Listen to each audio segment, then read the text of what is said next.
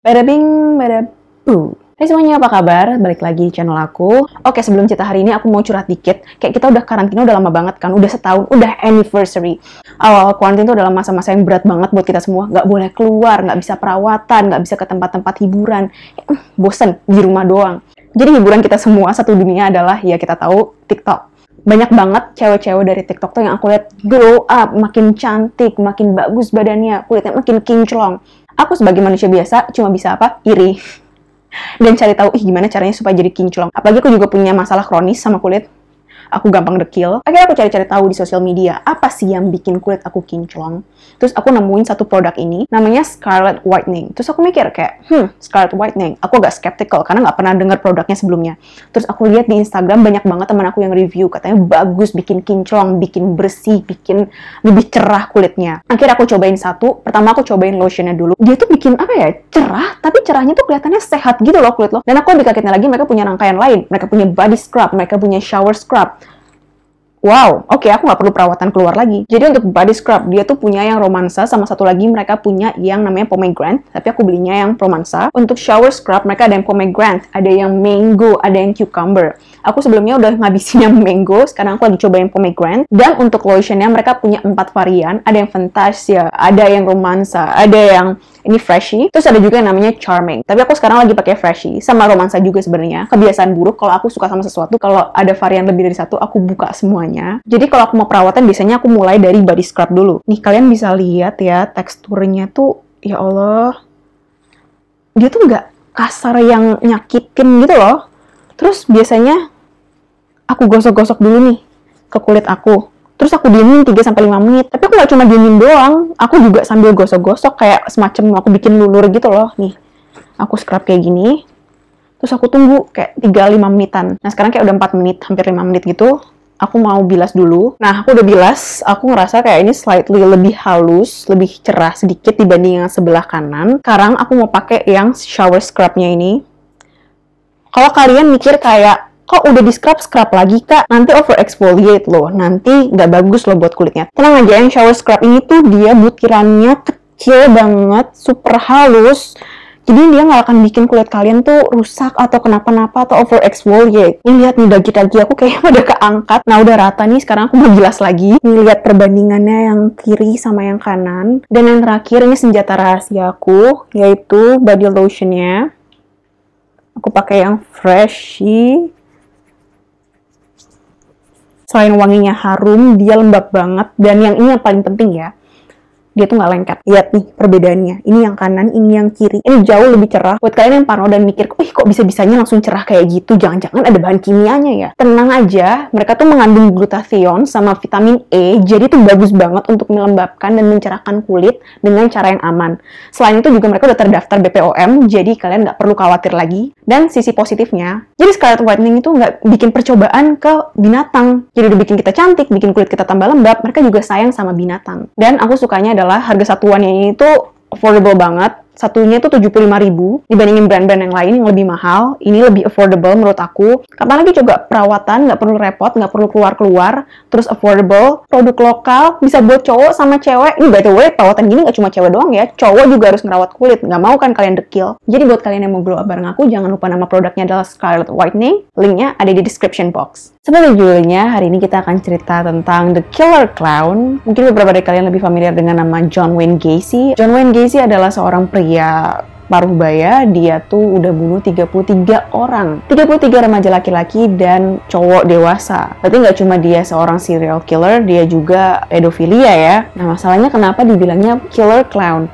Karena dia tuh sering pakai kostum badut atau menunjukkan trik-trik sulapnya sebagai badut sebagai salah satu cara dia untuk menarik korbannya untuk dibunuh. Oke, sebelumnya aku mau cerita tentang backgroundnya John Wayne Gacy. Jadi John Wayne Gacy ini tinggal di Chicago, dia lahir di Chicago juga, tanggal 17 Maret 1942, jadi mungkin bintangnya Pisces, aku nggak tahu.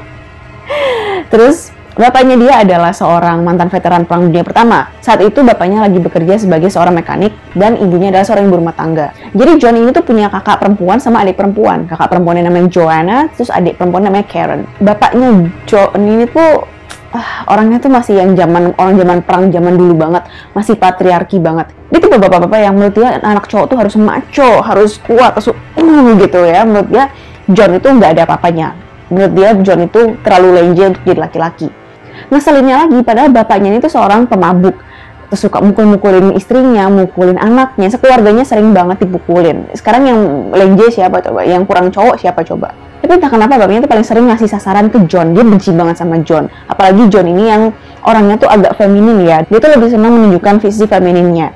Nggak ada yang salah dengan itu. Mungkin dia orangnya punya perasaan halus, tapi bapaknya tuh nggak suka.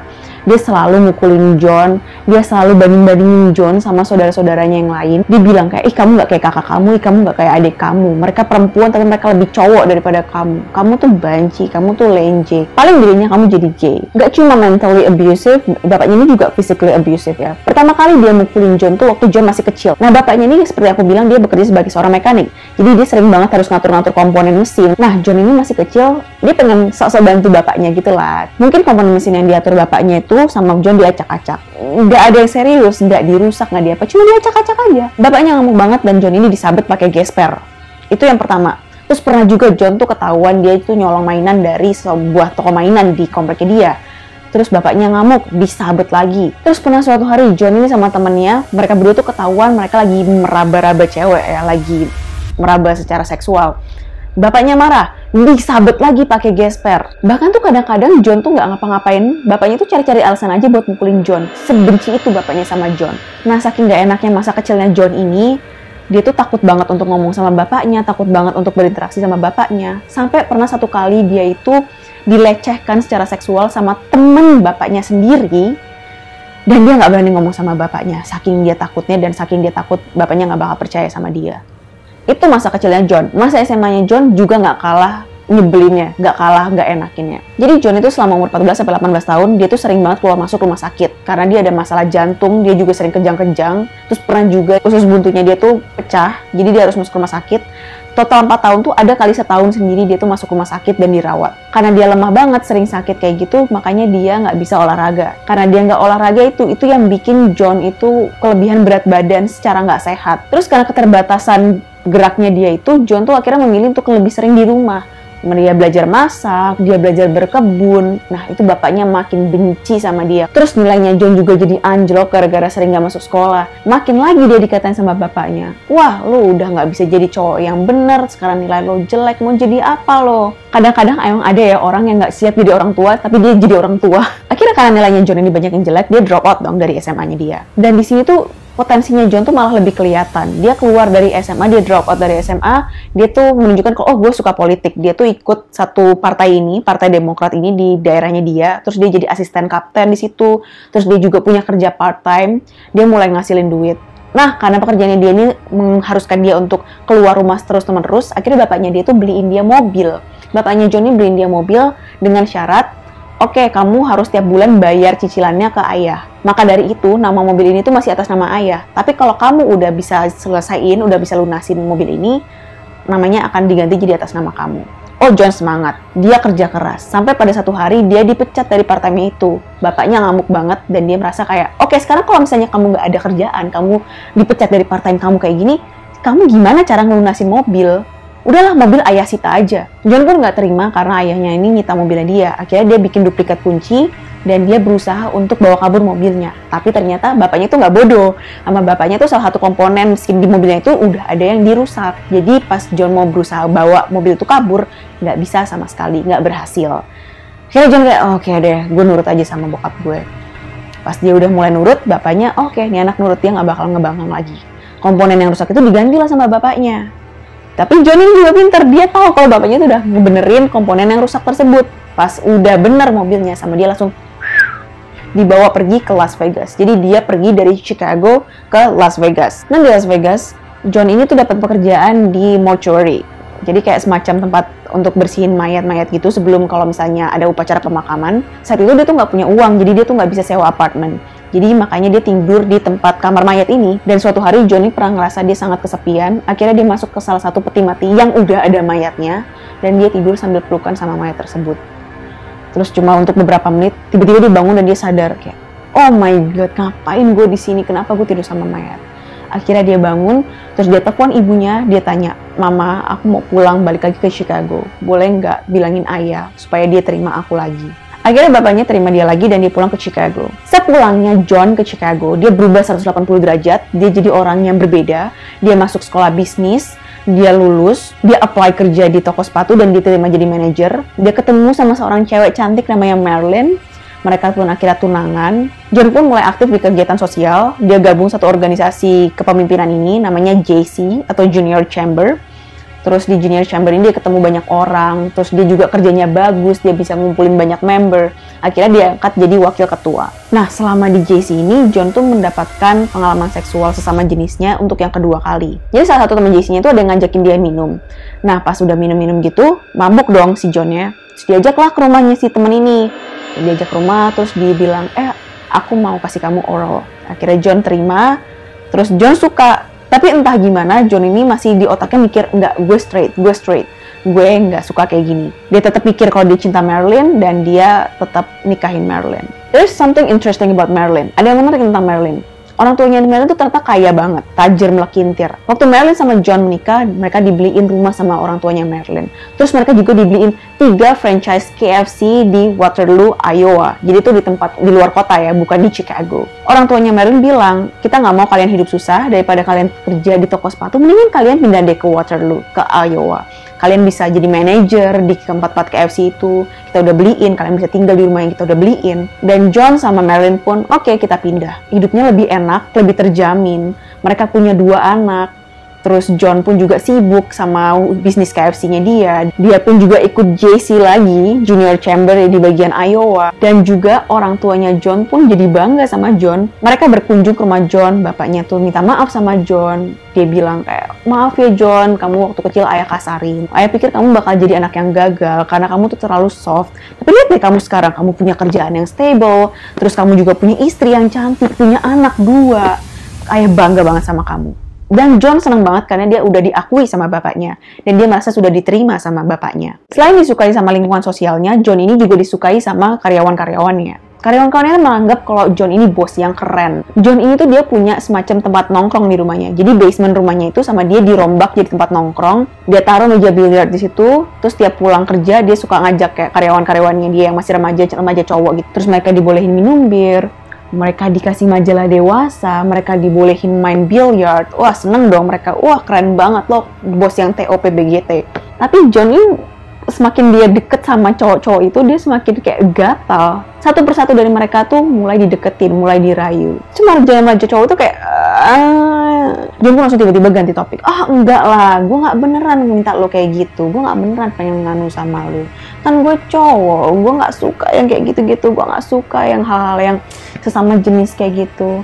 Gue tuh cuma mau ngetes iman lo doang. Lagian kan gue juga punya istri, punya anak. Akhirnya untuk ngatasin keinginannya tersebut, dia menyibukkan diri di organisasi JC-nya ini. Ternyata di organisasi JC-nya ini, mereka tuh terlibat hal-hal yang kayak obat-obatan terlarang, prostitusi, terus ganti-ganti pasangan. Dari situlah John akhirnya mulai lebih dalam mengeksplor keinginannya dia untuk berhubungan sama laki-laki. Sampailah pada suatu hari di akhir tahun 1967, John ini melakukan pelecehan seksualnya yang pertama kali sama teman sesama JC-nya dia sendiri. Anaknya teman sesama JC-nya sendiri. Jadi anaknya namanya Donald Furhin. Donald ini masih kecil banget, umurnya masih 15 tahun. Dan sama si John ini dianu dari belakang. Tapi Donald ini karena tahu John ini adalah teman bapaknya, dia nggak berani ngomong sama bapaknya. Karena John udah menikmati pertama kali sama laki-laki, akhirnya dia, oke, gue mau coba lagi. Dia mulai ngerayu-ngerayu karyawannya. Dia bilang, ini gue cuma buat eksperimen doang gitu. Ntar gue bayar deh lo $50. Akhirnya cowok-cowok itu mau karena dianggapnya, oke, ini cuma buat eksperimen doang kok. Selain itu, dia nge-trick cowok-cowok lain dengan cara, kan kalau baru puber nih, mau coba nggak sama istri gue? Cantik loh. Cowok-cowok itu namanya di mereka baru puber, mereka masih mau coba-coba. Akhirnya mereka menyanggupi dong, oh iya gue mau sama istri lo. Entah gimana caranya, beberapa dari mereka berhasil berhubungan sama istrinya John. Dan setelah mereka berhubungan sama istrinya John, gantian John yang minta jatah. Sekarang lo udah sama istri gue, lo sama gue. Kalau lo nggak mau, gue bilangin orang-orang. Sama dia diancam.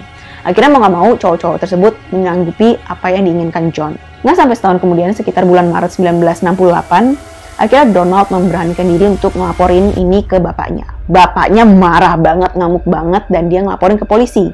Kebetulan beberapa dari temannya Donald juga ada yang ikutan ngaku lah. Makin kuat bukti, akhirnya polisi datang nih ke rumahnya John. Digerebek nih John. Kalian tahu apa yang dibilang sama John? Dia bilang, enggak, ini semua bohong. Bapaknya Donald tuh nggak suka sama gue. Ini permainan politik. Dia nggak mau gue naik jadi ketua di JC. Makanya dia nuduh gue. Sekarang bawa gue ke kantor polisi. Kita polygraph test. Enggak, dia nggak lulus tes polygraph. Dan sidang akan diberlangsungkan. Karena bentar lagi akan sidang, John panik dong. Oh my god, gue nggak mau sampai gue tuh ketahuan dan masuk penjara. Akhirnya minta tolong salah satu karyawan KFC-nya dia untuk gebukin Donald. Dia ngasih si karyawan ini $300, suruh si anak ini tuh untuk gebukin Donald supaya dia nggak bisa bersaksi di persidangannya nanti. Anak ini namanya Russell. Si Russell ini akhirnya datang ke Donald, terus disemprot matanya pakai merica, terus dipukulin sampai babak belur. Untungnya Donald sebelumnya udah tahu ini si Russell ini. Akhirnya dia bilang ke bapaknya, dan bapaknya makin ngedrill lagi ke polisi, bilang, ini lihat nih anak gue digebukin nih. Suruhan siapa? Suruhannya John. Gila nggak tuh orang? Hal ini tuh menyebabkan John tuh dibawa ke psikiater, dievaluasi, karena aneh banget. John ini udah pria dewasa, udah 30 lebih, dan dia mukulin anak. Dia bayar orang buat mukulin anak umur 15 tahun tuh kurang. Setelah selesai evaluasi, John dibawa persidangan dan dia dikenakan hukuman 10 tahun penjara atas pelecehan seksual yang dilakukan sama si Donald Furhin. John diceraikan, istrinya dapat hak asuh anak sepenuhnya, istrinya dapat aset-asetnya, istrinya dapat uang, dan istrinya langsung cabut, gak mau ketemu lagi sama John. Akhirnya John ini masuk penjara. Entah gimana John ini di penjara tuh kelakuannya baik, dia jadi model prisoner. Kelihatannya kayak John itu mungkin dia udah nyesel sama apa yang dilakuin ya. Dia coba untuk berubah, tapi sayangnya satu hari bapaknya meninggal. Walaupun dengan kelakuan baiknya, John tetap gak diizinin untuk keluar untuk melayat bapaknya. Agak kasihan juga sih di sini. Nggak lama kemudian dari kejadian itu, John pun akhirnya daftar untuk parole atau pembebasan bersyarat 2 kali. Yang pertama ditolak, terus dia coba lagi yang kedua kali, akhirnya diterima. Akhirnya John tuh dipulangin ke Chicago, ke rumah ibunya.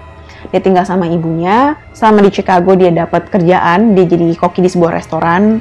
Terus dia juga mulai bikin bisnis sampingan, namanya PDM. Kepanjangannya ada di painting, decorating, sama maintenance. Jadi ngecat, terus dekorasi, sama perawatan rumah. Sayangnya, ini orang tuh nggak ada taubat-taubatnya, nggak ada insaf-insafnya. Dia melecehkan 2 anak laki-laki selama dia di Chicago. Tapi masalahnya tuntutan itu, kedua-duanya itu dibatalkan. Karena yang pertama, si anak yang jadi korban ini, dia nggak datang ke pengadilan pas lagi sidang. Dan yang kedua, si anak yang jadi korban ini tuh memeras John. Dan parahnya kepolisian di Chicago tuh mereka nggak cross-check dulu sama kepolisian di Iowa. Mereka jadi nggak tahu kalau John ini dulu pernah ada masalah tentang pelecehan seksual. Akhirnya awal tahun 1971, John ini merasa kayak uangnya udah cukup. Dia bilang sama ibunya, "Mah, aku udah gede, aku nggak mungkin tinggal sama mama selamanya. Boleh nggak bantu aku untuk secara finansial, bantuin aku ke bank, mungkin minjem duit untuk aku beli rumah sendiri." Ibunya pun setuju, dan John pun dapat satu rumah, kayak semacam ranch house gitu, atau rumah koboi. Dan di rumah inilah dimana John menguburkan hampir seluruh korban-korbannya dia yang dia bunuh. Tapi itu masih nanti. Jadi sepanjang tahun 1971 ini tuh tahun yang bagus buat John ya, tahun hokinya John. Wah, dia ketemu satu cewek ini namanya Carol. Carol ini janda 2 anak, anaknya perempuan dua-duanya. Terus mereka tunangan. Carol dan anak-anaknya pindah tinggal sama John.